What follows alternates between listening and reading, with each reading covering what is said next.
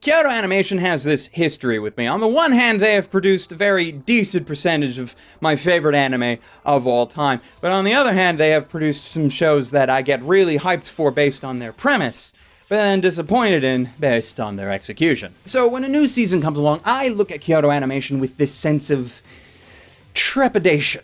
Will I watch this show and get as excited with it as I did with some of their shows past, or will I be disappointed in it and let it fall by the wayside with some of the lesser talked about works in their catalog? For every Nichijou Clan ad and Euphonium, we're going to get Chinibyo and an Air and a Beyond the Boundary. Sure, those shows that I don't necessarily like have their audience, and I'm just probably not it. But even so, I still hope to be able to enjoy it, because at the very least, you can say whatever you want about Kyoto Animation, but what they make looks good, and I'm very partial to their art style. So today we are looking at a show called Myriad Colors Phantom World, a show that looks amazing, and by the premise, sounds amazing, but I have this sneaking suspicion that I'm not actually liking where the story itself is going. Okay, so let's try to hold off my pessimism for a moment. What is this series about? Well,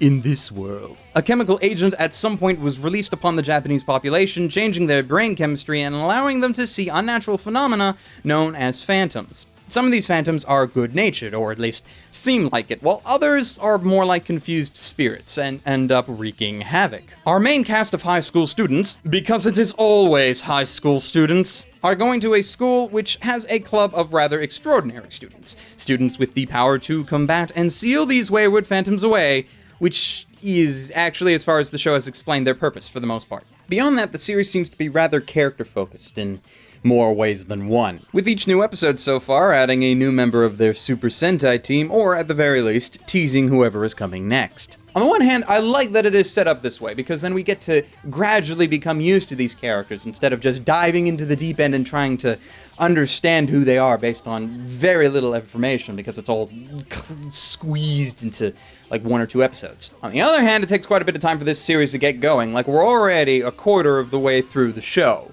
assuming that it's ending at like 12 or 13 episodes and doesn't have future seasons or cours and so forth. And even after this 1/4 of the show, I'm not sure what the end goal is, even if there is one. The premise and the setting are what is keeping me interested for the time being. With humans now being able to see these phantoms that were always there, but it just took some bio-disaster for everyone to suddenly realize it, like, that's just great. And the stories that you could make with that base alone are fascinating to think about, and there is so much to expand upon here. Mainly because what has been explained is mostly just summarizations at the start of each episode for the sake of context, and nothing really in depth as of yet. However, one of the reasons why I think ultimately it's not a show that's going to keep my interest is because I've never really liked those shows that focus on a battle harem, or just, harems in general. The battles are interesting and in many cases well animated, but I've never been fond of harems, so that whole facet of the series just falls on deaf ears for me.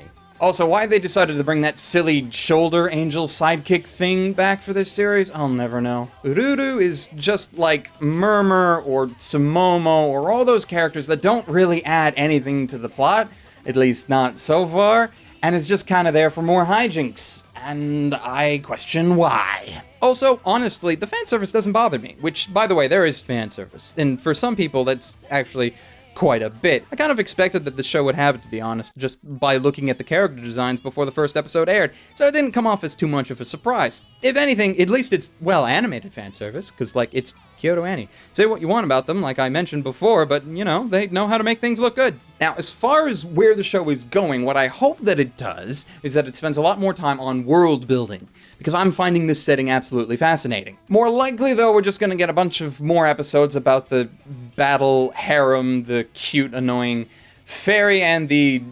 pretty bland male protagonist. For many people, that'll be perfectly fine to watch on a week-by-week basis. For me, if I watch it at all, it'll be something that I wait until the entire series is done, so I can just marathon it all in one shot. If I watch it at all. There's other Kyoto Ani things in their catalog I haven't gotten back to, so maybe I'll do that instead. Who knows? So what did you guys think? Let me know down in the Whatchamajig, and if you have read the manga, I'm pretty sure it was a manga. Either a manga or a light novel, I can't actually recall. But either way, if you happen to know anything about the future of the storyline, no spoilers, please. And if this video has piqued your interest, then Myriad Colors Phantom World is available in North America over on Crunchyroll, and there's a link in the description, crunchyroll.com/glassreflection for a free trial of their premium services and all the anime awesomeness that it contains. At present, everything seems to be that brand new episodes are locked behind the subscriber paywall, but after a week or so, it gets moved into the free-to-watch zone so anybody can enjoy it. Permanently for most people, but you know, soon to be timed if you happen to live in Canada. Like me. But that is anger for another time. So thank you for joining me on this first reaction. If you like this sort of thing, hit the like button to let me know. Post a comment if there's anything else from this season that you want me to talk about, even though there are quite a few things that I'm planning to talk about already. And until next time, ladies, gentlemen, and others, stay frosty.